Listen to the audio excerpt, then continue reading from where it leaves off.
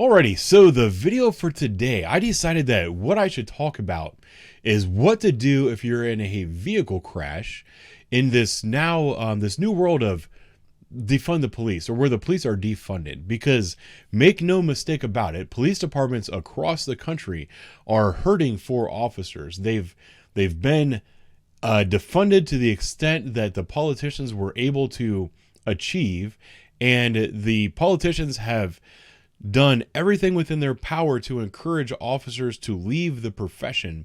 The combination of those things are leading to police departments that are understaffed in every major city that I'm aware of across the country. Due to this, police officers are not responding to all the calls that they used to run. The thing that inspired me today to make this video is I got yelled at today by two young ladies on two separate occasions because they were very angry that when they called the police did not do exactly what it is that they wanted the police to do. And they did not like the explanation that police were just not available to respond and take care of them. The first one that I had to deal with, she was really pleasant. She was actually very nice and understanding and told me that she tried to make a report online, but she was unable to figure out how it worked, or there might have been an error in the process. And I explained to her, I'm sorry there's an error in the process, but that's the process that we have. If not, you're welcome to fill a report out by hand and send it into your insurance company that way. She was very nice, said, okay, thank you for coming. Have a nice day. She waited for me to get all the way out to my car because that's how brave she is. And she said, you're only doing this because I'm black. I paused on the sidewalk for a moment. I thought about turning around and having a conversation with this young lady, but I already have a couple of internal affairs investigations going right now because of the way I've responded to similar people recently, and I thought it was best if I just walk away. But then a couple hours later, I had another young woman. She was very angry, and she was pointing her finger at me and said, I don't care if you guys are understaffed. I don't care if you're busy. I don't care if you're responding to runs that you believe are more important. When I call 911, I demand that a police officer come, and it's your job to make sure I feel safe. To which I said, I don't think there's anything else I can do for you today. Please leave. Have a better day. And she stomped off. There's nothing I can do about it. So I thought I would explain what's going on with police departments across the country and what you should do if you're in a car crash. So I guess there's a variety of car accidents out there. I guess I'll go over the ones that police officers are really not responding to in many cities across the country. The first one, I guess I'll go from worst to best, if there's such a thing. First one is hit skip crashes where there is no solvability. So if your car is parked out in front of your house and you walk out in the morning and somebody has hit your car overnight, there's no evidence, there's nothing to tell you what kind of car it was, whose car it was, no license plate, no witnesses, no video. Those kind of crashes, police officers are not going to respond to. You can make a report online, call your insurance company. There's no solvability to that kind of crash, so there's no reason that a police officer should respond and take that report. The next one, there's actually some departments are even transitioning to hit skips that happen on the road, but if you don't have a make, model, and license plate of the car that hit you, that has also been deemed an unsolvable hit skip crash as long as there are no serious injuries. So that was what one of the ladies experienced today. She actually has been dealing with this for almost a month, and she came to my substation to complain that it's been a month and nobody has taken a report for her. She was driving through an intersection and somebody hit her. I asked her what kind of car it was that hit her, and she said she did not know. She went to a local business, and they said that they had video of the crash, which she watched, and she watched it with other employees of that business, and nobody could tell her what kind of car it was. They could just tell her that it was a white four-door sedan. This crash happened a month ago, and she asked me to take a report for her because nobody responded at the time to take the report. And I was like, I'm sorry, I can't. And she's like, well, my insurance is refusing to move on with the process. And I was like, I'm sorry, but me taking a report isn't going to change that. So anyway, I digress. The other kind of accident report that many police departments are not responding to right now are non-injury accidents where both involved parties are, what's the word I'm looking for?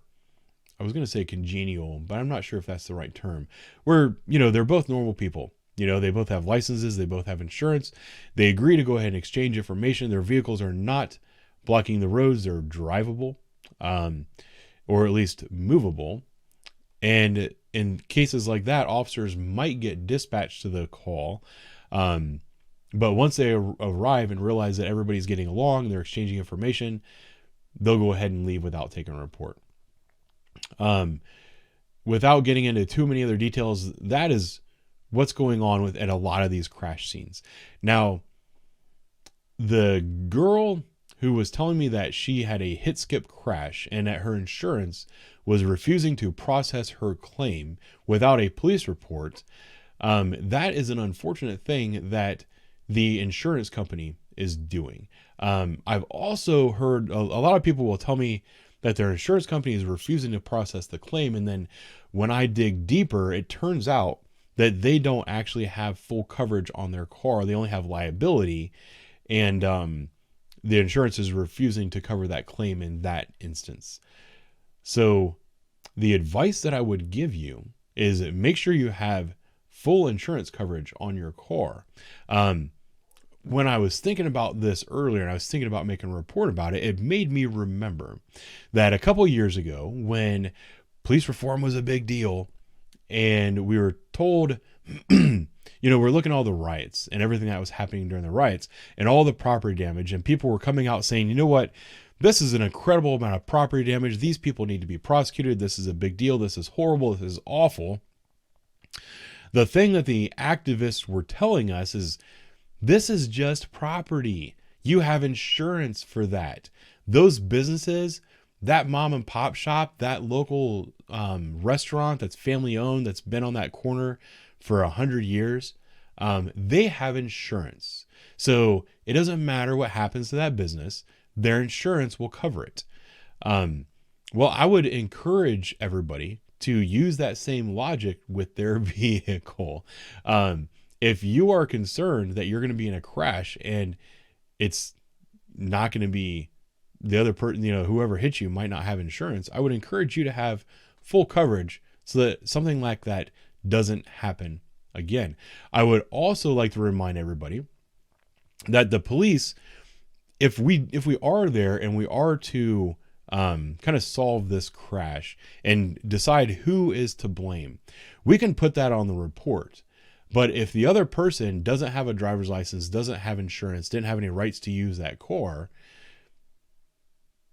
they're not going to pay for your car. Your damages are not going to get covered by them. You're still going to be on the hook for what happened, regardless of if I take a report or not, regardless of if I solve this crime or not. When I respond to a scene, I can arrest somebody. I can put them in jail. I can write them a ticket. I can do a lot of things. One thing that I cannot do is make them pay the damages on your vehicle. So, and I relate this to robberies as well. And I explained this to this young girl, and she did not really care for my explanation. But I told her she was carrying a purse. And I said, let's say that you're carrying your purse and you're carrying your phone in your other hand. You're walking down the street. Some guy runs up, steals your purse. You're able to selfie mode, get a picture of his face. He runs down the road. You call 911 because you still have your phone. Luckily, it wasn't in your purse. I respond and I look at that picture, and I've been a police officer in this area for over 10 years. I recognize the suspect. I know his name. I know his address, or at least his last address. I know his mom's name. I know where his mom lives. I start driving around looking for him. I find him. He has your purse. Prior to me finding him, there was $10,000 in your purse. I found him with your purse, but that $10,000 is gone. He's going to get charged with, we'll call it robbery. It might not have been robbery, but we'll call it robbery today. He's going to get charged with robbery for stealing your purse. And he's going to get charged for stealing the $10,000. If he doesn't have the $10,000 on him, I can ask him where it went. He's probably not going to tell me. And I'll return your purse without the $10,000. He will go to jail. He will face trial. And a judge will probably give him really stern probation.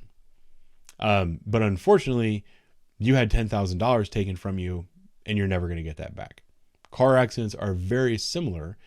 That's the reason that it's very important that you have your own insurance. So just know that due to a lot of the defunding of the police and a lot of the manpower issues that police departments are having, or staffing issues that police departments are having, I know for a fact that the police department I work for is short somewhere in the neighborhood of 300 to 400 officers. That makes an impact. The reason these things are happening is because now that staffing is so low and call volume is still very high, officers have to prioritize what calls are going on. And unfortunately, in a lot of major cities across the country, officers are only responding to runs that are violent in nature or potentially violent in nature. The reason for that, and I had to be very careful with this young lady that I was talking to earlier today, but I wanted to say, I won't say it. The reason for that is because if I'm the only car clear on the zone and you get into a hit skip accident where you're sideswiped by a car, you don't know what color it was, you don't know anything about it, it drives on, you pull off the side of the road, you demand that a police officer respond to scene and make you feel better. While I'm at scene trying to deal with you and get everything I need to do for a crash report and then eventually go back to the sub and take said crash report, there might be violent crimes happening. There might be the crime of domestic violence happening just a few blocks away. There might be a young lady who's getting her teeth kicked in by her husband, and she's calling 911, and she really wants a police officer to show up at her house to make her feel safe. But there might not be a police officer available because he's busy dealing with your hit skip crash that's unsolvable because you demanded that he show up to make you feel better. This is what life is going to look like in a defunded world. This is the world that we are currently living in. If you would like to change this world, then you need to go out and vote for leaders, politicians, political leaders, city council members that are going to do the right thing to get enough officers on the street to provide the service that you expect. And if those leaders are not doing those things, you need to make sure that they're not leaders anymore. Those are going to be my thoughts for today. Thank you for watching. I'll talk to you soon.